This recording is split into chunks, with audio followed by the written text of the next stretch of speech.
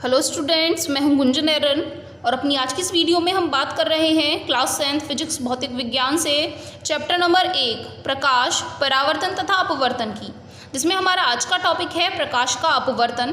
क्योंकि परावर्तन वाले पार्ट को हम अपनी इससे पहले वाली वीडियोस में कंप्लीट कर चुके हैं, तो अपनी आज की इस वीडियो से हम स्टार्ट कर रहे हैं अपने अपवर्तन वाले भाग को। सबसे पहले पढ़ेंगे प्रकाश का अपवर्तन किसे कहा जाता है।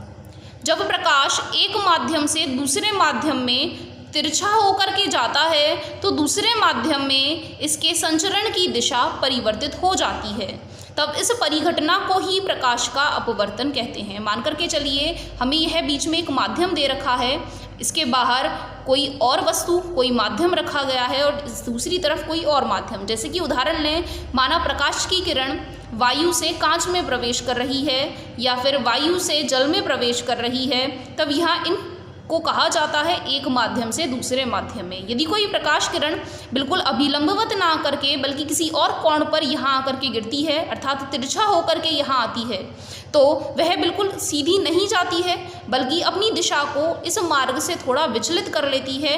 इसके संचरण की जो दिशा है वह थोड़ी बदल जाती है। इसी घटना को कहा जाता है प्रकाश का अपवर्तन। जबकि हम प्रकाश का परावर्तन पढ़ते थे तो हम उसी माध्यम में पढ़ते थे, दो माध्यमों को नहीं पढ़ते थे। हम पढ़ते थे जब भी प्रकाश की किरण किसी भी दर्पण पर आपतित होती है तो वह जितने कोण से आपतित हो रही है उसी के बराबर कोण बनाते हुए दूसरी दिशा में परावर्तित हो जाती है, लेकिन माध्यम वहाँ एक ही होता था। जिस माध्यम से वह गिराई जा रही है उसी माध्यम में वह परावर्तित होकर के हमें मिल जाती थी। लेकिन यहाँ जब भी हमें एक माध्यम से दूसरे माध्यम में जाना होता है तो हम पढ़ते हैं प्रकाश के अपवर्तन को। साथ ही इसके कुछ उदाहरण हैं, उदाहरणों को पढ़ लें क्या क्या प्रकाश के अपवर्तन के उदाहरण हैं। तो प्रकाश अपवर्तन के उदाहरणों में पहला उदाहरण होता है, प्रकाश के अपवर्तन के कारण स्विमिंग पूल का तल वास्तविक स्थिति में विस्थापित हुआ प्रतीत होता है। यदि आप स्विमिंग पूल जिसमें पानी भरा हुआ है उसके बाहर खड़े होकर के देखेंगे तो आपको जो उसका तल है वह ज़्यादा गहराई में महसूस नहीं होगा, बल्कि ऐसा महसूस होगा कि यह तल ज़्यादा गहराई पर नहीं है बल्कि ऊंचाई पर ही स्थित है। यह जो स्विमिंग पूल है उसकी जो गहराई है वह आपको कम प्रतीत हो रही होगी। जैसे आप साधारणतः एक गिलास में पानी भर लें, ग्लास में थोड़ी ऊंचाई तक पानी भरा गया है, तब यदि आप ग्लास में अंदर की तरफ झांक करके देखेंगे तो उसका तल आपको थोड़ा ऊपर की तरफ प्रतीत होगा, उठा हुआ प्रतीत होगा। तो यही होता है प्रकाश अपवर्तन के कारण। प्रकाश अपवर्तन के कारण ही स्विमिंग पूल का तल वास्तविक स्थिति से विस्थापित हुआ प्रतीत होता है। दूसरा सबसे कॉमन एग्जाम्पल, पानी में आंशिक रूप से डूबी हुई पेंसिल। एक पानी ले लें, कांच का आप ग्लास ले लें जिससे कि आप बाहर से उसे देख पाएँ। यदि आप एक ग्लास में पानी भरते हुए उस पेंसिल को उस पानी में डाल देते हैं, कुछ इस तरीके से डालते हैं कि उसका आधा भाग पानी में डूबा हुआ है और ऊपर वाला भाग पानी से ऊपर उठा हुआ है, तब पेंसिल वायु तथा पानी के अंतरपृष्ठ पर आपको टेढ़ी प्रतीत होगी, जहाँ से वायु और पानी की सतह आ रही है, जहाँ पर पानी की लेयर आ रही है लास्ट वाली, और जहाँ से वह पेंसिल खाली ग्लास में खड़ी हुई है, कोई पानी नहीं है, वहाँ उस सतह पर आपको वह टेढ़ी प्रतीत हो रही होगी।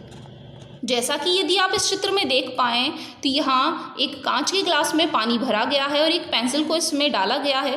तो यहाँ यह दिखाया गया है एक पृष्ठ जहाँ पर पानी और वायु एक दूसरे से अलग अलग हो रहे हैं। पानी की लेयर की सबसे ऊपर वाली परत है, यहाँ से यदि आप देखें तो जो नीचे वाली पेंसिल का भाग है और जो ऊपर निकला हुआ भाग है बाहर से देखने पर एक दूसरे से थोड़े हटे हुए प्रतीत होते हैं। यह होता है प्रकाश के परावर्तन के कारण। प्रकाश के परावर्तन के कारण जब भी हम इसे बाहर से देख रहे हैं तो यह जो प्रकाश किरणें इस पर डाली जा रही हैं वह अपने मार्ग से थोड़ा विक्षेपित हो जाती हैं, और जिस प्रकार प्रकाश की किरणें विक्षेपित हो जाती हैं उसी तरह वस्तु जो हमें दिखाई दे रही है वह भी हमें विक्षेपित हुए प्रतीत होती है। तो ये होता है प्रकाश के अपवर्तन का दूसरा उपयोग, दूसरा उदाहरण, कहाँ पर प्रकाश का अपवर्तन हम देख सकते हैं। उसके बाद नंबर 3 है, कांच के ग्लास में पड़े नींबू वास्तविक आकार से बड़े प्रतीत होते हैं। यदि हम कांच के ग्लास में नींबुओं को डाल दें, उसमें पानी भर दें, तो वह जो नींबू है वह वास्तविक आकार से हमें बड़े प्रतीत होने लगते हैं प्रकाश अपवर्तन के ही कारण।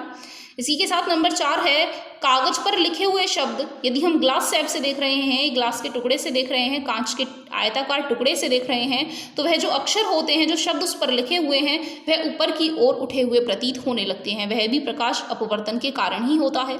साथ ही साथ हम अपने इस वीडियो में इस टॉपिक को और कंप्लीट करेंगे, कांच की आयताकार स्लैब से अपवर्तन किस प्रकार से होता है। यदि हम किसी कांच की आयताकार स्लैब से किन्हीं भी वस्तुओं का प्रतिबिंब देखने की कोशिश करें तो वह हमें किस प्रकार से दिखाई दे रहा होगा। तो यहाँ हमने एक कांच की आयताकार स्लैब को प्रदर्शित कर रखा है ABCD से। इसके बाहर जो माध्यम है वह वायु है और यह जो स्लैब है वह कांच की बनी हुई है, तो इसीलिए इस माध्यम का नाम हम कांच कहेंगे। कांच की ही स्लैब ली गई है।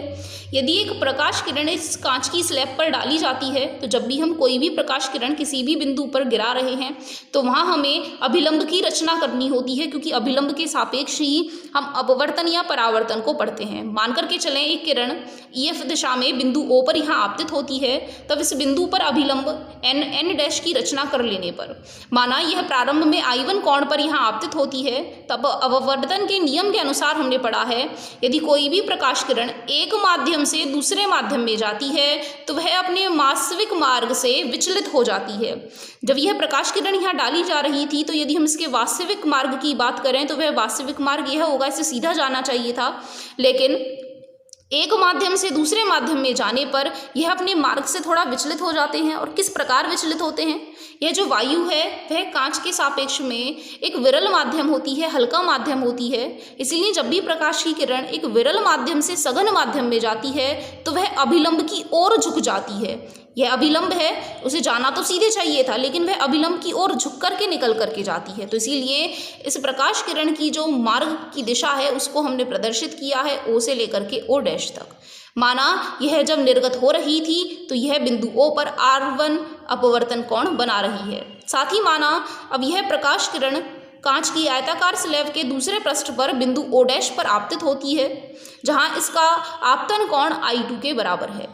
फिर से जहाँ पर जिस बिंदु पर यह आपतित हो रही है उस पर हम एक अभिलंब की रचना करेंगे, माना अभिलंब का मान M डैश के बराबर है।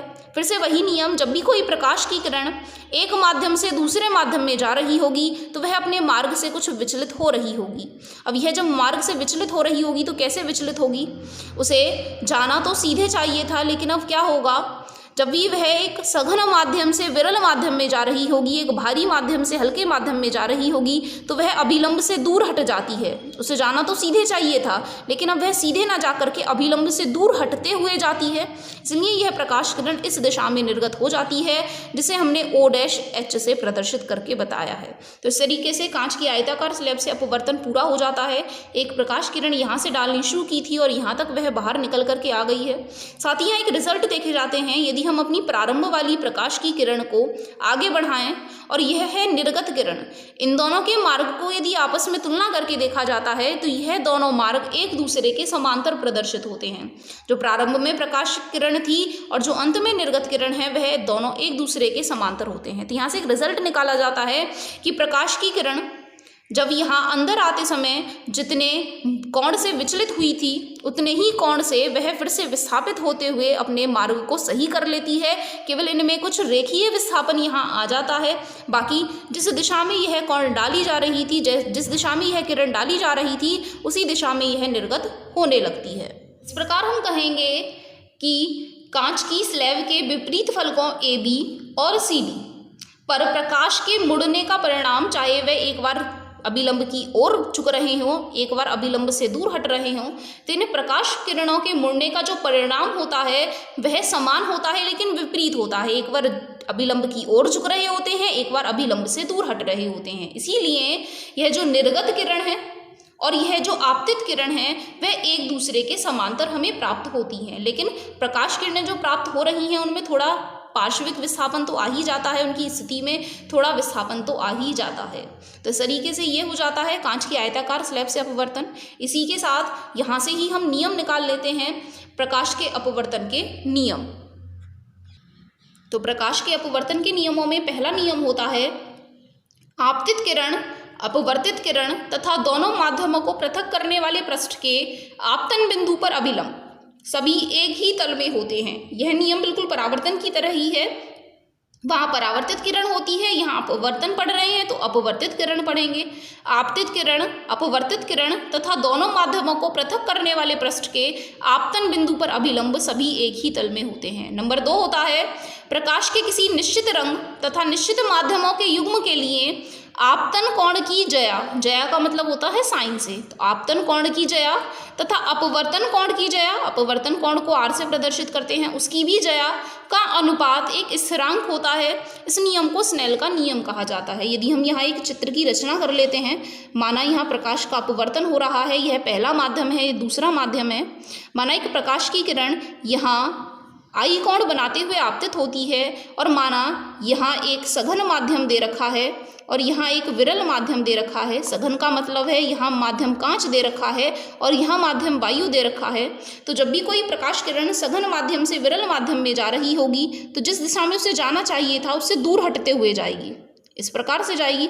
तब यहाँ जो अपवर्तन कोण बन रहा होगा वह r के बराबर बन रहा होगा। इन दोनों ही स्थितियों को हम अपनी नेक्स्ट वीडियो में कवर करेंगे कि सघन और विरल से सघन में जाने पर क्या अंतर प्राप्त होता है। तो जब भी प्रकाश के किसी निश्चित रंग और निश्चित माध्यमों के युग्म के लिए आपतन कोण की जया पढ़ें, आई की जया अर्थात साइन पढ़ें, और अपवर्तन कोण की जया साइन r का मान पढ़ें और उनका अनुपात निकालें, तो वह हमेशा एक स्थिरांक के बराबर आता है। इसे ही स्नेल के अपवर्तन का नियम भी कहा जाता है। तो ये प्रकाश अपवर्तन के दो नियम हो जाते हैं। साथ ही अपनी आज की इस वीडियो में इतना ही। धन्यवाद।